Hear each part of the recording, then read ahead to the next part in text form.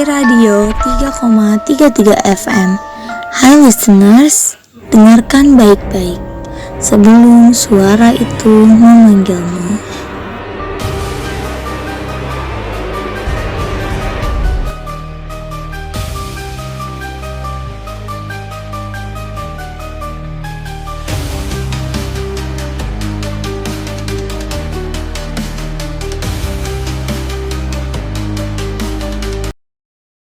Halo guys, selamat datang di podcast Suara seputar analisis kisah dan rahasia.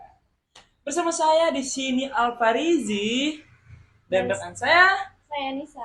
Oke, jadi by the way teman-teman, ini tuh kita baru pertama kali syuting di podcast Suara. Buat teman-teman yang belum tahu, sebenarnya podcast Suara ini program yang seperti apa sih? Podcast Suara ini tuh program yang mengangkat kisah-kisah unik kriminal gitu, kayak kriminal, misteri yang udah mungkin hampir terlupakan ya, dan Udah lama lah ya, udah yang berpuluh-puluh tahun yang mungkin orang-orang pada nggak tahu kisahnya. Iya. Nah, kita angkat kisahnya, jadi kita nggak mau ngelupain hal-hal yang kayak gitu, ya nggak sih? betul sekali. Oke, jadi contohnya kayak yang mau kita angkat pada kesempatan kali ini nih, yaitu kita pengen ceritain kasus dari salah satu dokter di Amerika Serikat, yaitu Dr. Hawley Harvey Krippen. Susah ya nyebutnya ya, ada British gitu ya. Iya, Sementara betul. kita kan Indo banget gitu kan, jadi kayak susah gitu nyebutin British. Aksennya agak kesleo dikit ya. Iya ya. Oke teman-teman, mungkin teman-teman banyak yang mikir kayak ini kan kisah kriminal ya, tapi vibes-nya kayak kok nggak ada horor-horornya gitu dari Malah- segi tempat Malah atau ceria iya gitu kan ya, dari pembawaan pembawaan. kitanya. Nah, kenapa sih kita milih kayak gitu? Jadi karena kita pengen ngebahas satu kisah yang kriminal, kisah horor, tapi vibes-nya tetap fun gitu loh. Jadi kayak walaupun kita nontonnya tengah malam, kita nggak takut gitu. Iya nggak sih? Tuh. Karena kan beberapa orang tuh nonton horor tengah malam yang ada malah bikin nggak Takut, bisa tidur, ya merinding, takut iya. gitu ya, tiba-tiba ada jatuh di kamar kan ngeri gitu ya. Nah jadi kita nggak pengen orang-orang takut, kita lebih pengen orang-orang tahu kisahnya, jadi kita angkat lebih ke fun aja gitu, ya nggak sih? Oke, back to laptop. Jadi kan kita pengen bahas kisah Dr. Krippen ya. Iya. Sebenarnya Dr. Krippen tuh siapa sih? Jadi gini, Dr. Krippen itu punya nama lengkap atau nama panjangnya Dr. Hawley Harvey Krippen yang lahir pada tanggal 11 September 1862 di Coldwater, Michigan, Amerika Serikat. Beliau ini termasuk dari keluarga yang kelas menengah ke atas lah ya, bisa dibilang sebagai anak-anak orang kaya pada zaman abad ke-19. Nah, beliau ini menempuh pendidikan di kedokteran homeopati atau pada masanya itu bisa dibilang sebagai pengobatan yang menggunakan ramuan-ramuan atau sebagai apa ya, jatuhnya obat-obatan herbal alami gitu loh. Iya. Terus juga Dr. Krippen ini punya pribadi yang pendiam, ambisius, punya kehormatan tinggi gitu kalau di mata orang-orang. Terus juga Dr. Krippen ini bisa terbilang sebagai orang-orang yang cukup pandai, terus kayak ya dalam bersosialisasi dia bisa, cuman dia terlalu pendiam gitu loh. Berarti enggak yang friendly gitu Iya. ya, nggak kayak kita kan friendly banget Aduh, kan, iya, apalagi betul. kita kan ilmu komunikasi bro, Betul sekali. harus friendly dong, iya nggak sih? Iya, walaupun pendiam tapi tapi Dr. Krippen ini punya banyak temen loh, relasinya juga banyak. Terus dia juga dipandang sama tetangga atau orang lain tuh sebagai dokter yang emang ramah, baik hati, pekerja keras, ambisius gitu.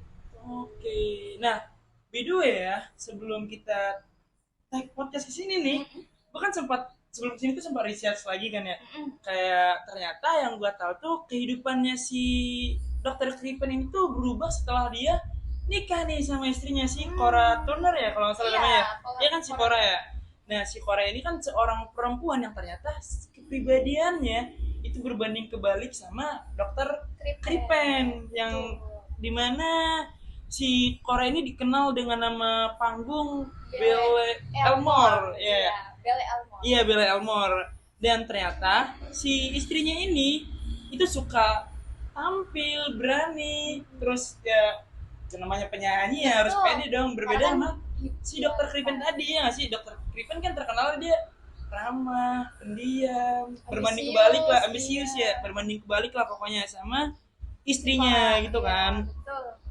Nah, sementara si dokter Kripen ini lebih suka dengan kehidupan yang sederhana dan tenang. Walaupun kayak yang lu sebutin tadi kan dokter Kripen tuh Orangnya menengah ke iya, atas menengah ya. ke atas karena Tapi- dia terpandang Nah, keluarganya benar. nih. Tapi Iya. ternyata kehidupannya lebih ke sederhana dan tenang yang disukai sama dia gitu kan ya. Nggak terlalu yang kayak berisik atau kayak gimana ya, terlalu tersorot gitu loh. Jadi karena emang dokter Pippen ini orangnya flat gitu loh kalau bisa dibilang zaman sekarang ya. Iya, iya, Kayak benar, anak-anak benar, zaman sekarang benar. bilangnya kayak lu boring nih gitu, flat banget Kayak gitu. apa ya? Nggak bergaul lah ya. Ya, jadi Kalau mungkin kalau kata tongkrongan gue ya, makanya nongkrong iya, gitu ya. begaul, sih. begaul, Begaul ya, begaul. begaul. Nah, fun fact-nya lagi karena perbedaan sifat tadi nih antara si dokter Kripen sama si Koran. Cora ini itu ternyata menimbulkan ketidakharmonisan di dalam apa ya bahasanya? Pernikahan. Iya, rumah tangganya Rumah dia lah tangganya dia. gitu. Dan ternyata bukan ketidakharmonisan yang biasa, yang gua tahu ketidakharmonisan itu cukup serius gitu loh. Karena sampai menimbulkan perpecahan antar si dokter Kripen dan Koranya itu loh. Si Kora yang punya kepribadian atau sifat yang agak keras, dia kayak yang kasar gitu. Jadi suka merendahkan dokter Kripen di teman-temannya juga gitu loh. Jadi kayak dokter Kripen mulai merasa, waduh, dia hidup di bawah pressure gitu loh. Kontak lain nih, Apa tuh? ternyata dokter Kripen itu kan ketemu sama Cora tuh di tanggal 1 September ya di New York. Mereka itu pas ketemu tuh kayak kayak cinta pada pandangan pertama. Harmonis lah gitu ya kayak. Iya, dia tuh kayak misal kita baru ketemu nih, wah ini dia cakep banget nih, kayak gue naksir nih sama dia tau gue. Tapi tuh harmonis gak sih waktu mereka masih pacaran gitu? Sih, karena emang mereka tuh sampai ada perjuangan di mana tadinya kan pernikahan antara dokter Kripen dan si Cora ini sempat ditolak kan sama pihak keluarganya. Iya, karena Cora ini punya latar belakang yang menurutnya kurang banget nih buat dokter Kripen atau nggak pantas, nggak sefrekuensi gitu Oke, loh. Karena iya, si iya, dokter iya. Kripen ini dari keluarga kelas menengah atas gitu, ibaratnya kayak waduh orang kaya nggak cocok nih sama orang miskin kalau zaman sekarang mah gitu ya, kayak Iya, ibaratnya. iya. Tapi harmonis kan ya dulunya ya? Nah, pas awal-awal pernikahan tuh mereka tuh harmonis banget kan, kayak romantis lah pada umumnya kayak. Tapi ya wajar sih, namanya juga masih cinta-cintanya ya. Betul. Mungkin karena belum tahu masing-masing kepribadiannya, jadi Iya. kayak udah terima apa adanya gitu kan ya. Belum kelihatan tuh sifat Iya, aslinya. bener-bener gitu.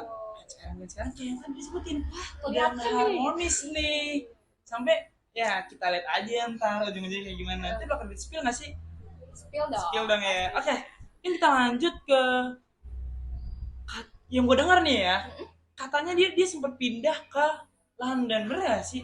Betul, mereka tuh sempat pindah ke London itu karena dokter Kripen ini pindah kerja. Tadinya kan kerjanya di Munyons Remedies di New York kan. Nah, ada cabang di London. Jadi mereka pindah tempat dan mereka tinggal di sana sampai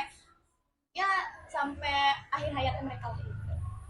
Oke, berarti wah, belum ada ya tinggal ya dari Amerika ke London, habis itu mati. Sorry, kan tapi emang sih begitu kan. Betul, Aduh, buat teman-teman yang mungkin penasaran kenapa sih kita lihat bawa mulu, kita lihat skripnya pakai HP teman-teman, karena kita ya namanya juga baru mulai kan, kita nggak punya prompter teman-teman, jadi wajarin aja ya. Oke, mungkin kita lanjut ke kondisi sosial mereka waktu pindah ke London nih, ke Inggris. Nah, jadi pada masa itu waktu mereka pindah ke London itu berpengaruh yang terjadi pada abad ke-20 nih, yaitu dimana kelas sosial dan reputasi publik sangat penting.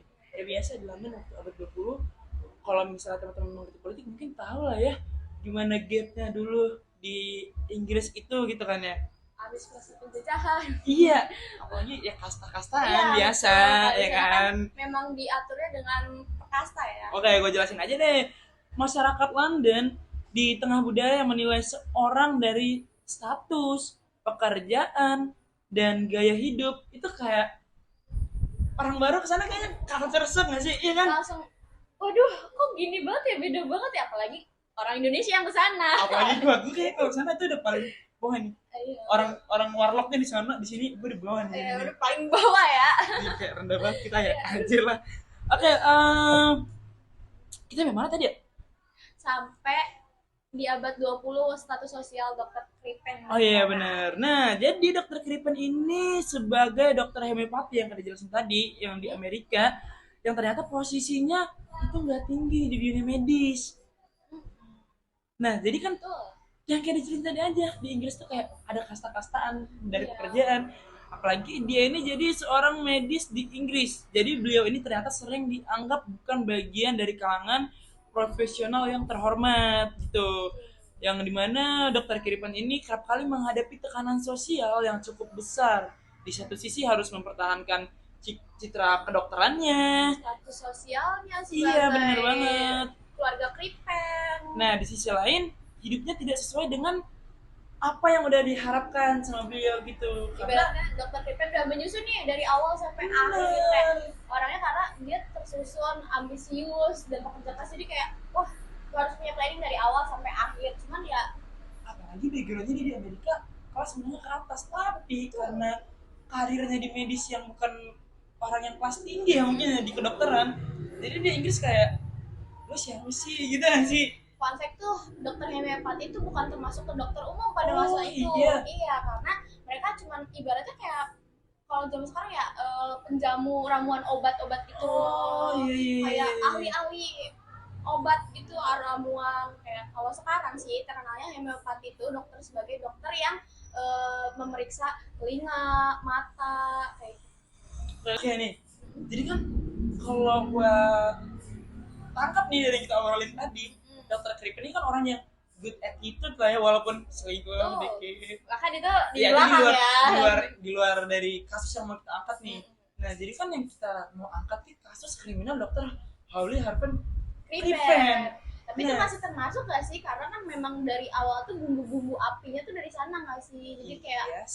karena selain dia punya kelainan psikologinya nih ya, kayak agak-agak aneh nih atau kayak agak-agak dia unik lah ibaratnya. Iya, Kalau ya pemikirannya beda sama kayak yang anak-anak pada biasanya gitu. iya, apalagi habis dapat tekanan dari Betul. kerjaannya, dari bininya, walaupun udah dapat Nah, pengganti, itu gitu iya. kan. Nah, jadi sebenarnya gue penasaran nih kronologi dari kasus atau pembunuhan yang dilakuin sama si dokter Crippen ini nih.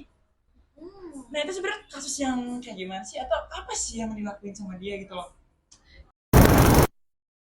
Jadi dokter Crippen itu karena udah nggak kuat nih ya sama si Cora nih, perlakuannya kasar, terus suka maki-maki, udah gitu tuh si Cora ini selalu ngerendahin Crippen di depan temen-temennya loh. Nggak cuma temen-temennya Cora, tapi temen-temennya dia juga. Jadi dia malu dong, kayak misal berangkat kerja terus kayak harus dapat hinaan dari istrinya, apalagi dari orang yang dia sayang, yang emang dia puja-puja gitu, kayak aduh sakit hati banget gak sih gitu. Iya.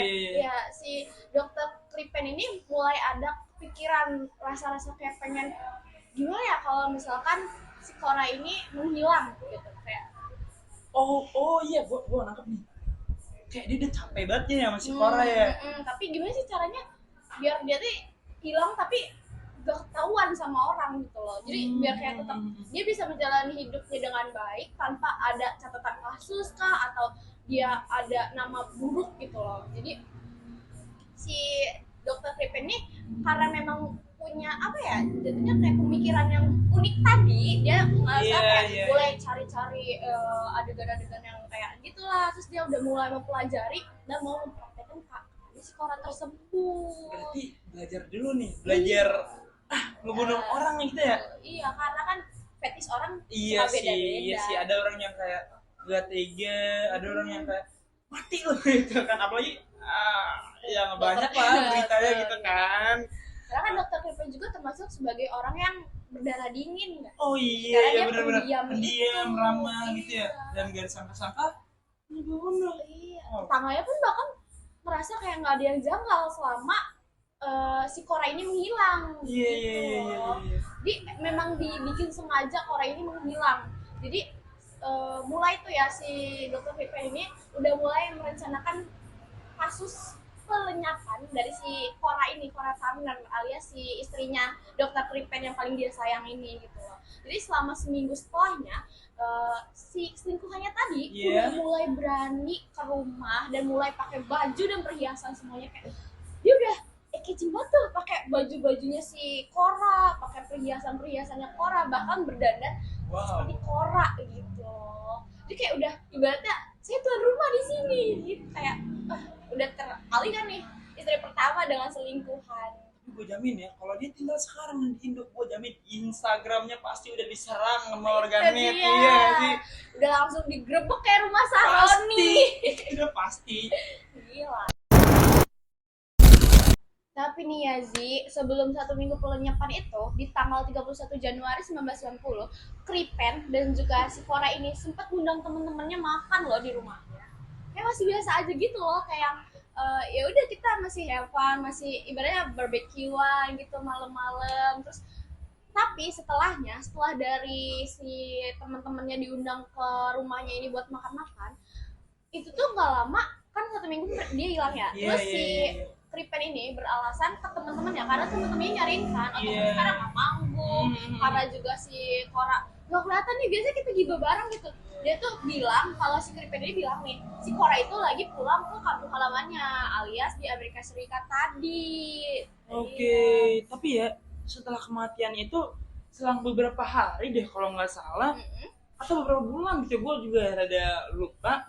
Nah yang gue tahu tuh setelah kematiannya atau pelenyapannya istrinya tadi, si Cora tadi, ada seorang inspektor, yaitu Inspektur Walter Dew ya. Iya. Nah itu tuh datang ke rumah si Crippen nanyain tentang si istrinya. Iya, karena temen-temennya sempat ngelapor tuh. Terus juga dia bilangnya si Crippen ini bilangnya katanya si Cora itu ke Amerika Serikat tuh. Benar. Terus katanya setelah di sana tuh dia sakit karena meninggal. Meninggal karena sakit. Maaf, kembali ke gugup.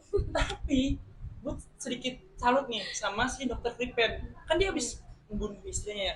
Waktu didatengin sama inspektur itu kayak waktu ditanyain masih sikap itu kayak yang tenang, tetap yang kayak sopan gitu, kayak nggak terjadi apa-apa gitu. Walaupun waktu ditanya itu dia tuh tetap bohong, kayak dia tuh bilang si Cora ini itu kabur sama pria lain. Kan padahal dia alibinya beda lagi. Iya kan, makanya gue juga wah keren nih orang. Tapi karena si polisi ini nggak punya bukti yang kuat ya, otomatis pulang dong. Kayak masa kita nuduh orang tanpa bukti. Betul. Iya kan? Karena polisi di sana tuh termasuknya menghargai banget nih privasi dari orang-orang. Terus juga kalau misalnya ada kasus nih kehilangan atau apa, itu tuh langsung ditanggepin, nggak kayak polisi Indonesia kan? Iya banget nih. Nah tapi setelah si polisi datang ke rumahnya keesokan harinya, Dr. Crippen ini sama si Ethel atau Edel namanya gue nggak tahu. Ethel ya. Ethel itu langsung meninggalkan rumahnya yang di London. Nah, apa nggak makin curiga nih polisi? Apalagi temen-temennya mergokin si selingkuhan ini udah pakai baju si Cora. Bener. Iya, perhiasan-perhiasannya tuh diembat.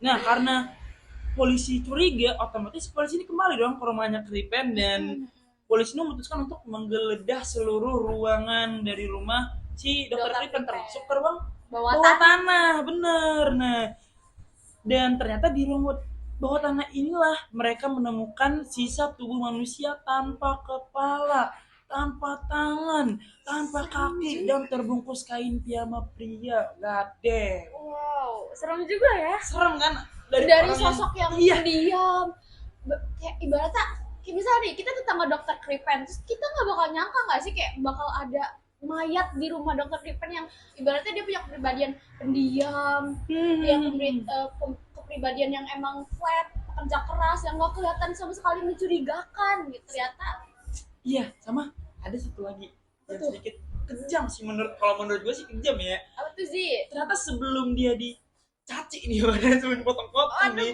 ternyata dari ahli forensik pun menemukan di dalam tubuhnya ternyata terdapat racun Hyoscine hydro, itu deh pokoknya ada racun deh pokoknya. Racun Hyoscine hydrobromid. Nah itu gua nggak bisa nyebutinnya karena gua susah ngomong seperti itu gitu ya. Mungkin ntar kita tulis aja mungkin ya nama racunnya ya, agar teman-teman yang di sana juga pada tahu. Betul. Ya kan? Nah, jadi kita jelasin aja. Racun ini tuh sejenis obat bius yang bisa mematikan bila diberikan dalam dosis tinggi, dan termasuk racun yang hanya bisa diakses oleh dokter seperti dokter Kripen. Gila sih. Emang ada level banget ya dokter bikin- Craven tuh. Bikin racun untuk dirinya sendiri. So sweet ya? Iya. Sosit apa gimana deh? Aduh, Sebenarnya, ngeri so juga sweet. ya. Aduh, so sweet. Spesial buat istrinya soalnya gitu. Ngeri ya, ngeri-ngeri dikit ya antara romantis dan merinding ya. Jadi tadi kan Zi bilang ya kalau misalkan si Ethel tuh udah kabur sama dokter Kripen kan. Bener. Nah, si Ethel ini kabur sama dokter Kripen itu melalui kapal laut. Dia naik kapal laut gitu loh ke Kanada. Oh, ke Kanada ya? Dia kabur dari London itu ke Kanada dengan identitas Mr. dan Miss Robinson. Dan mereka ini menyamar sebagai ayah dan anak. Cuman si kepala kapal ini kayak yang Kapten ya, kapten nakoda. Iya. Nih si nakodanya tuh merasa curiga banget karena masa sih anak sama ayah gitu loh, kayak hubungannya kedeket banget. Udah gitu si Ethel ini ternyata menyamar sebagai anak laki-laki dari dokter Kripen. Karena kan di zaman dulu tuh gak ada yang namanya KTP ya, identitasnya juga paling susah ya. DNA-nya kan belum ada tuh ya, kayak dari sidik jari itu nggak bisa ditentukan. Kalau sekarang kan tinggal sidik jari ditentukan bisa tuh. Terus akhirnya mereka berlabuh di pelabuhan Quebec. Di situ polisi tuh udah nunggu ternyata Ji. Nah iya, udah tahu nih kalau misalkan si Ethel sama dokter Kripen tuh kabur ke Kanada. Jadi polisi udah nungguin di situ. Terus mereka berdua ditangkap lah tuh pada Oktober 1990. Mereka kan berdua tuh ditangkap ya, diinterogasi. Tapi dokter Kripen tuh masih tetap kekeh loh, nggak yang namanya ngerasa bersalah. Terus di tanggal 23 November 1910, ya maaf ya, agak belibet dikit nih. Iya nggak apa-apa, itu juga. Yang juga kita lupa-lupa juga kan. Di tanggal 23 tersebut tuh si Ethel ini dibebaskan karena memang nggak ada bukti kalau misalkan dia ikut pembunuhan gitu iya. ya. Sedangkan kalau dokter Kripennya udah jelas kalau dia pembunuh. Nah, tapi lu penasaran gak sih siapa yang melapor? Terus kenapa polisi mulai curiga sama si dokter Kripen ini? Iya. Nah, jadi sebenarnya teman-teman dekat si Cora, termasuk yang musisi itu, terkenal yang musisi yang katanya terkenal itu, Kate, iya kan? Jujur gue penasaran sama lagu-lagunya dia. Iya. Oke, kita lanjut ke yang serius-serius aja lah mungkin ya. Nah, jadi itu tuh curiga karena waktu ditanyain itu, waktu si Cora tiba-tiba menghilang di tanggal 31 Januari itu, nah kan si inspektur itu sempat menanyain ke si dokter Kripen ya, dan teman-temannya juga nanyain. Alasannya itu selalu berubah-ubah gitu loh, dari yang katanya pulang kampung malaman, terus meninggal karena sakit gitu kan ya. Jadi kayak kok ambigu banget nih alasannya gitu loh. Nih, karena hal itu jadi teman-temannya itu mengadu ke satu lembaga institusi gitu dah pokoknya ya mungkin ya. Oh iya betul. Nah, itu lembaga hukum gitu ya. Kayak lembaga hukum. Itu namanya Scotland Yard. Nah, jadi tuh waktu mereka ngadu atau lapor ke Scotland Yard, itu yang tadi dijelasin si inspekturnya langsung ke rumah si dokter Kripen, ditanyain di situ, terus alasannya ini itu, sampai waktu diselidiki di ruang bawah tanahnya itu kan mayatnya tadi itu yang tanpa kepala, tanpa tangan itu ya. Betul banget. Nah, jadi kan dibawa ke ilmuwan dong, biasalah kalau ada mayat. Betul, forensik ya. Forensik ya, benar. Kalau sekarang mah forensik. Iya, buat mengetahui ini tuh mayatnya kenapa gitu kan. Mayat siapa, Benar. identitas gitu ya. Nah, jadi waktu diselidiki itu ternyata ilmuwan forensik ini menemukan adanya bekas luka operasi pada kulit yang dapat dihubungkan dengan riwayat medis si Cora. Dan ternyata analisis kimia menemukan jejak racun yang tadi kita sebutin ya. Susah banget nyebutinnya itu membantu melestarikan beberapa jaringan sehingga bukti tetap ada gitu loh. Jadi pintarnya si ilmuwan ini bisa menemukan buktinya gitu loh. ya. Oh, Yang iya. walaupun racunnya dibuat sendiri itu. Padahal di abad kan. 20 itu masih terbilang susah nggak sih, kayak Iya, belum ada karena teknologi kayak itu sekarang dia. kayak DNA yang udah mempercepat kita nemukan identitas orang. Benar. gitu. Cuman hebatnya mungkin karena sana udah 30 tahun dari Indonesia lah mungkin Iya. ya, kayak di sana itu Iya. nggak yang serumit itu lah mungkin. Iya, karena memang orang-orang di sana ambisius dan kritis, jadi pengen rasa belajar tuh atau rasa ingin tahunya tuh lebih tinggi. Benar.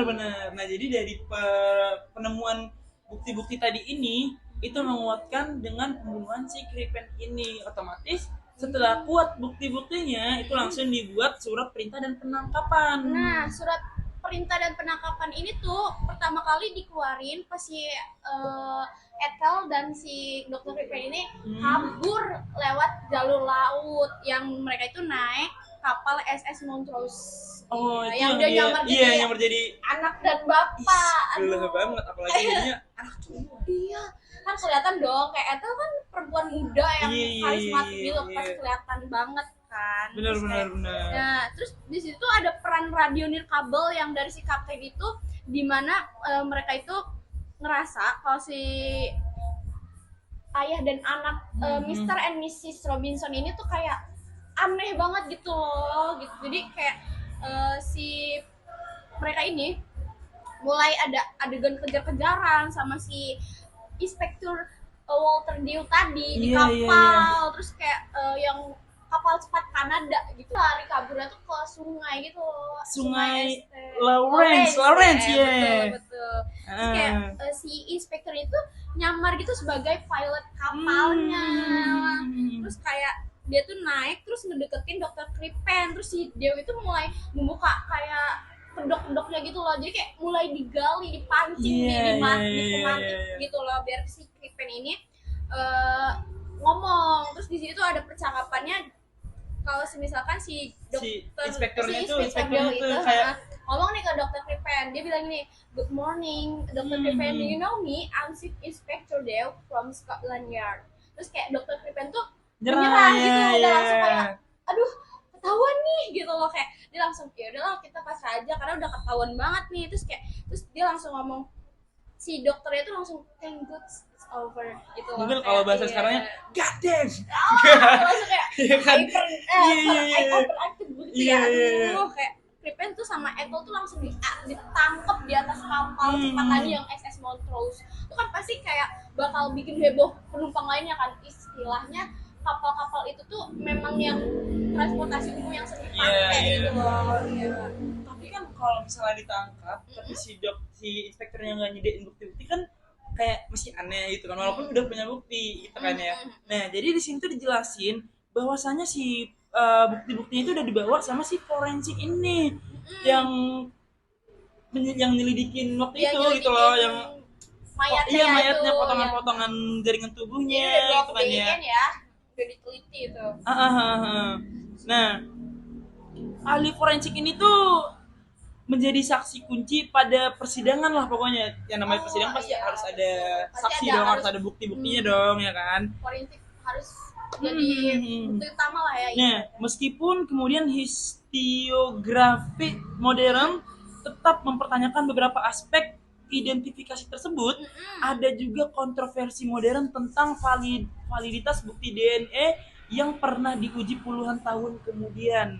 Iya, karena di zaman itu belum ada yang namanya DNA. Bener, DNA sih. iya. Jadi mereka tuh menemukan DNA setelah sekian lama gitu, misal 10 tahun ke depan nih. Iya. Nah, ada peneliti yang akhirnya dia menemukan gimana sih caranya kita dapetin DNA dari seseorang Bener. itu, dan Itu pun- kemudian dia nginin bukti-bukti atau kasus-kasus Iya. lama. Akhirnya Dr. Kripen ini kasusnya diangkat Itu pun lagi. lambat gara-gara ya metode yang digunakan Nah, masih cukup masih jadul iya, lah ya, gitu masih kan. belum berkembang lah. Kayak saat Hmm. ini kan udah canggih banget ya forensik sekarang tuh, kayak dari sidik jari atau dari kulit, dari air liur tuh kita udah bisa nemuin ini tuh siapa, perempuannya identitasnya perempuan kah, laki-laki kah, kayak gitu.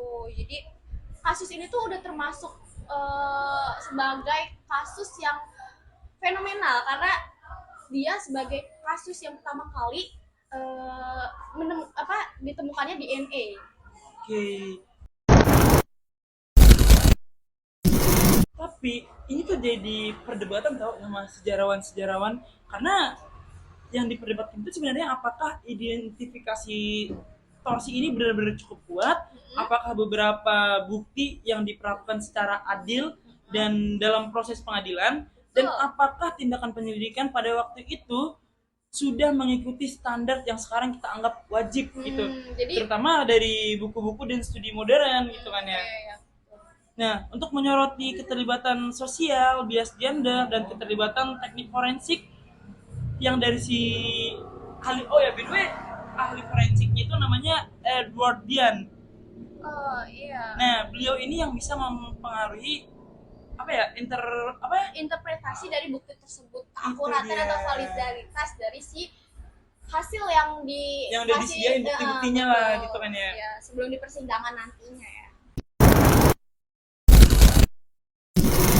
Oke nih Zi, tadi kan udah bahas tentang yang namanya bukti-bukti Iya, ya. iya, Nah, iya. sekarang kita masuk ke persidangan si Dr. Kripen. Dr. Kripen ini disidang pada tanggal 18 Oktober 1990. 1910 maaf ya. 1910 baru Oh dong. iya, terlalu lama ya. Terlalu dini Iya, ya. iya, Kalau kita betul. 1990. Iya, maaf. Ralat di tanggal 18 Oktober 1910 di Old Bailey, pengadilan tinggi di London gitu loh. Jadi Berarti balik lagi ke London ya, karena pembunuhnya di London ya. iya, karena dia Iya, emang iya, asal iya. sananya juga dari London dong. Jadi dia balik lagi. Nah, sidang ini tuh jadi kayak kasus yang paling sensasional di Inggris, kayak menuai banyak yang namanya komentar, Iya, argumen iya. kayak wah kasusnya bener-bener kayak hangat, jadi on topic banget gitu di tahun itu tuh, karena memang menyangkut artis terkenal si Iya Cora sih, Belle iya. Elmore dan juga salah satu dokter yang memang dia punya citra baik gitu Iya, loh. iya, iya. Ibaratnya dia juga dari kelas menengah atas, otomatis tahu dong orang-orang. Nah, jadi hakim yang memimpin persidangan tersebut adalah Lord Alfriston, dan jaksa utamanya itu ada Richard Muir yang terkenal dari Director of Public Prosecution, Dr.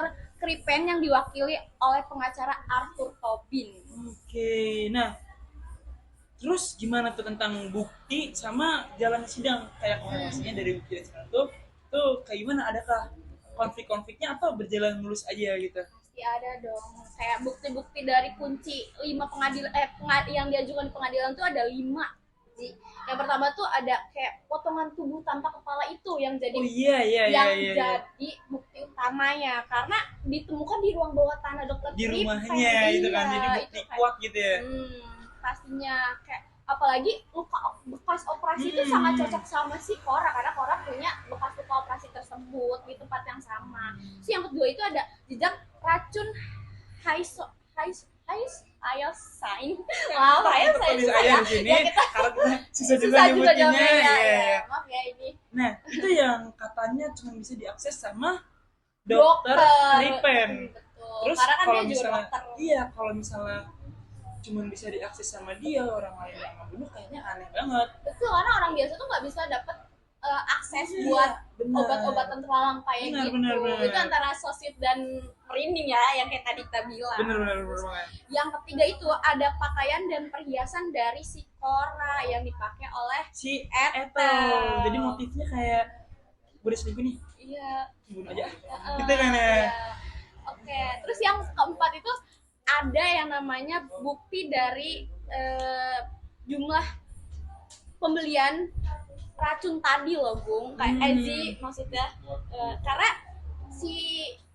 kayak orang normal atau kayak dokter pun ngakses racun atau obat-obatan kayak gitu kan sesuai takaran dosis kan, pasti Iya, juga benar. ada yang namanya catatannya gitu. Nah itu tuh dicurigai bentuk pembayarannya, bentuk pembeliannya. Terus yang kelima itu terakhir kayak bukti yang tadi si Ethel sama si Dr. Kripen lari ke laut Kanada yang lewat kapal cepat itu yang dia Oh iya, naik kayak kapal SS Montrose. jadi buktinya makin kuat gitu ya, Iya. kayak ngapain lu lari? Iya, Lu takut. karena kalau emang nggak salah ngapain dia Takut, kabur? dia ngapain kabur gitu kan ya. Betul. Iya, apalagi sampai dia pakai data diri orang lain. Orang lain nih, apalagi nyamuk. Jadi Iya. ngapain?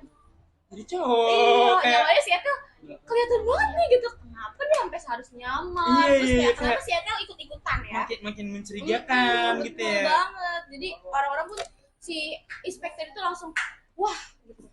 Ini Nah. ada yang nggak beres nih gitu. Nah, jadi si saksi ahlinya ini si Dr. Bernard Pillsbury yang terkenal di Inggris memberikan kesaksian penting yang memperkuat jaksa. Beliau tuh menjelaskan bagaimana racun si yang dibuat si Dr. Crippen tadi itu Iya. bekerja dan menyatakan bahwa dosis besar racun itu akan mematikan dengan cepat tanpa menyebabkan luka fisik. Tuh. Berarti Kayak- membunuh secara perlahan Iya, ya. benar. Jadi kayak kalau misalnya lihat sekilas atau tanpa di bedah lah tubuhnya itu kayak nggak Nggak ada ada tahu, aja gitu loh iya. kayak Kalau nggak dibawa ke forensik, orang forensik nggak akan tahu di aliran darah itu ternyata ada racun. mungkin kalau orang awam ngeliatnya ini mah ada bede gitu Iya, mungkin aduh, ya. iya ya bisa Kan? jadi.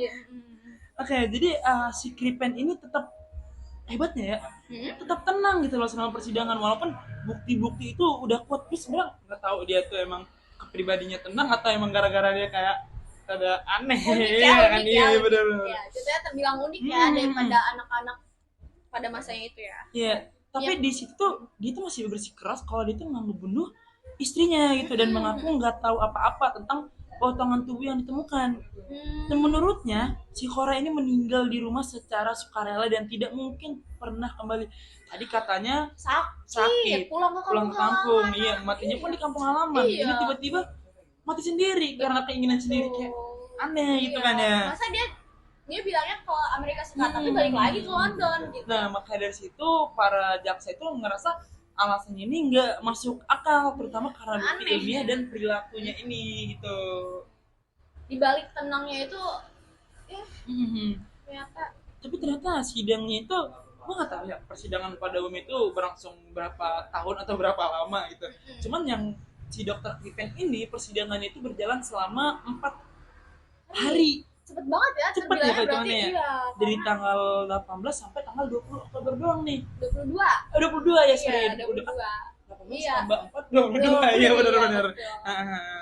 Nah, terus setelah mendengar semua bukti-bukti dari saksi, juri hanya memerlukan 27 menit doang buat musyawarah. Wah, termasuk terbilang cepet banget ya Cepet itu ya. banget, Karena karena- kayak musyawarah langsung nih, ini udah ada buktinya gitu langsung. Wah, udah cus. Kayak dia Gitu. juga mau alasan apa lagi gitu. Betul, karena emang udah ada bukti nyatanya, terus juga di situ kan udah ada pakai terlibat DNA-nya ya. Iya, apalagi Ya. racun cuma bisa dibikin sama dokter Crippen Betul, sendiri nggak gitu mungkin kan. orang awam bisa mengakses obat-obat. Nah, setelah dinyatakan bersalah nih, Mm-mm. hukumannya nih apa nih yang dirasain sama dia?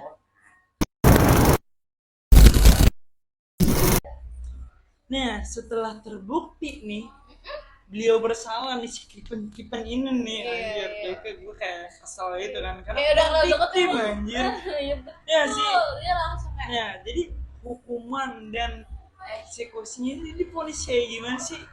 jadi dokter Crippen itu divonis dan ditahan di Pentonville Prison di London ya, yang sambil menunggu eksekusinya. Jadi si dokter Crippen ini dihukum mati digantung.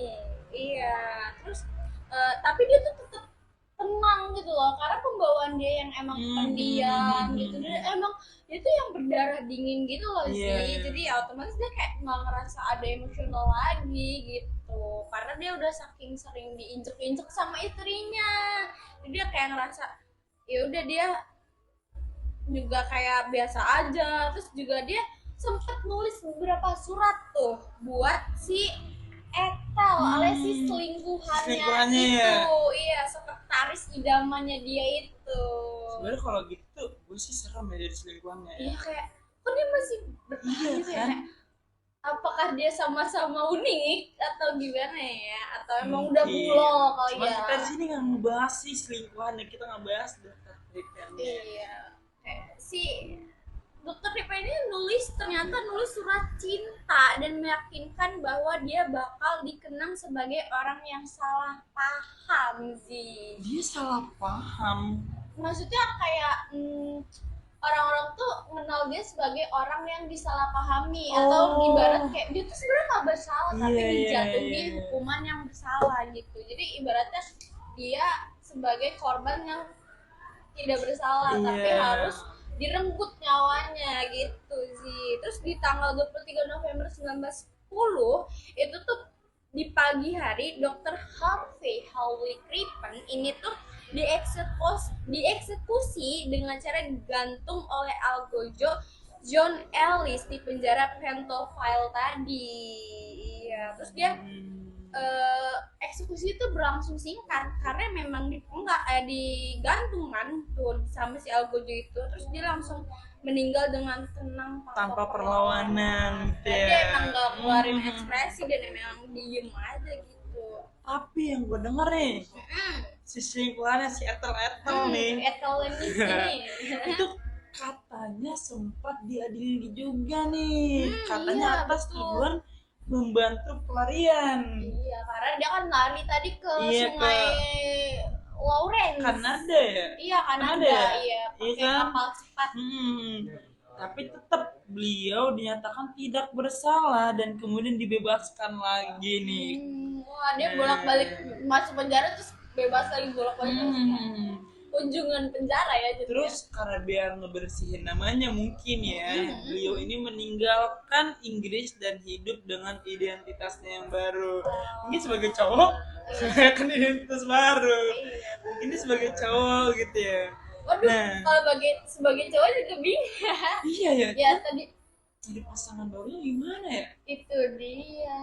Kayak lebih ke arah dia ganti nama nggak sih? Karena kan zaman dulu tuh kebanyakan orang kayak bisa ganti nama, Karena tadi nggak ada identitas asli lah gitu karena kan. di sana belum ada KTP gitu, gitu. kayak identitas yang benar-benar valid gitu, yang belum bisa diakses sama ini.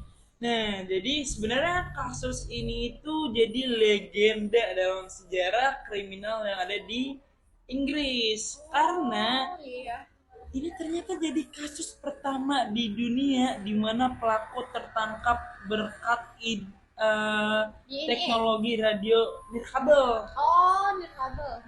Karena kan tadi si nahkoda kapal lautnya itu kan dibantu sama di nirkabel gitu. Telegram audio itu ya. Benar. Yang si inspektur juga terlibat di kapal itu kan. Dan ini pun memperkuat peran forensik modern lewat kesaksian dokter Spilsbury tadi. Dokter forensik tadi ya? Yang membantu kasus itu ya. Nah, bahkan puluhan tahun kemudian kasus ini masih dibahas ulang. Seperti kayak pada awal 2000-an nih yang baru-baru ini itu diuji DNA baru karena sempat menimbulkan spekulasi bahwa potongan tubuh yang ditemukan mungkin bukan orang. Iya, mungkin bisa jadi orang rumah lama lain, gitu kan, penghuni rumah lamanya gitu kan bisa jadi. Jadi di tahun 2000 itu setelah diuji lagi setelah modern lah istilahnya ya. Kayak dikembangkan lagi ya DNA-nya. Itu diuji ulang lagi nih DNA-nya.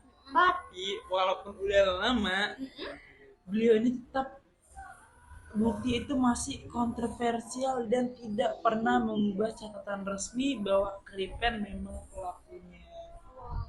Dan walaupun belum ada kesaksian atas secara benar bahwasanya Crippen itu bersalah, tetap aja Crippen ini udah dieksekusi mati. Iya, sudah digantung tadi sama Algojo itu ya. Algojonya pun di tahun 2000-an mungkin iya udah pisahin. Iya kayaknya, iya. Karena ada siapa sih yang masih hidup betul lama banget gitu kan ya. Cuman kasus ini juga yang membuat dunia forensik itu jadi berkembang. Iya benar. Karena dia dari adanya kasus ini, si penemu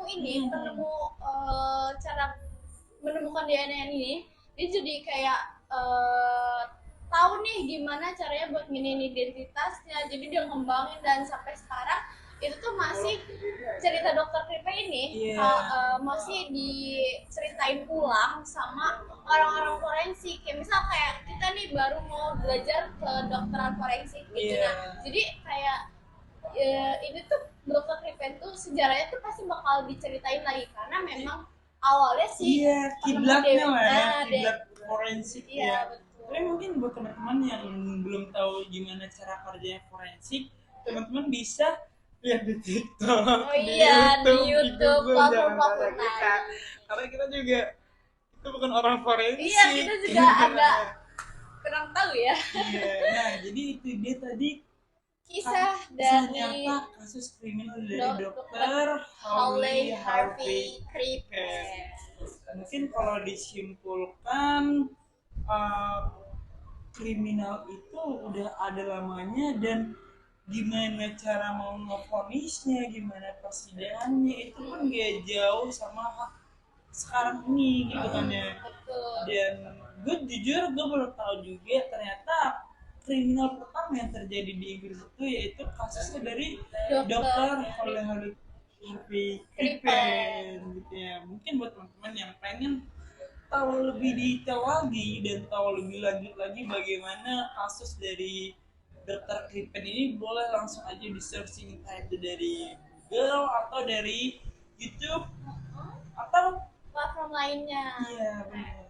Karena mungkin teman-teman di sini kurang mengerti apa yang kita jelaskan, karena kita di sini mungkin lebih ke arah gosip, mungkin kita masih Ya, lebih ke arah ngobrol sambil ngobrol gitu Iya, dong bener. ya, karena saking hevannya gitu lah ya. ya mungkin Santai. mungkin itu aja yang kita bahas di kesempatan kali ini ya. Mungkin di Cukup lah nextnya ya. kita bakal bahas beberapa kasus kriminal lagi dengan lebih fun lagi dan lebih enjoy lagi. Sama buat teman-teman yang nonton atau yang mendengarkan cerita kita, sorry banget kalau misalnya ada beberapa noise, karena kita ini program pertama kita belum punya studio, jadi kita tag-nya itu ada di Cafe Nure. Buat teman-teman yang pengen tahu, saya thanks juga ya ke Cafe Nure ya, tempatnya cukup nyaman, Estetik, nyaman, adem, dan ya kantongnya lumayan murah ya. tapi by the way iya sih gue ngerasa cukup murah sih. Iya. Karena enak juga. Iya, Kita sudah tidak disponsori, jadi cukup bilang thanks aja ke Cafe Nure. Dan mungkin itu aja dari kita. Sampai ketemu di acara berikutnya. Dadah. Terima kasih sudah bersama Radio Suara. Malam belum tentu sunyi karena selalu ada rindu dengar suara.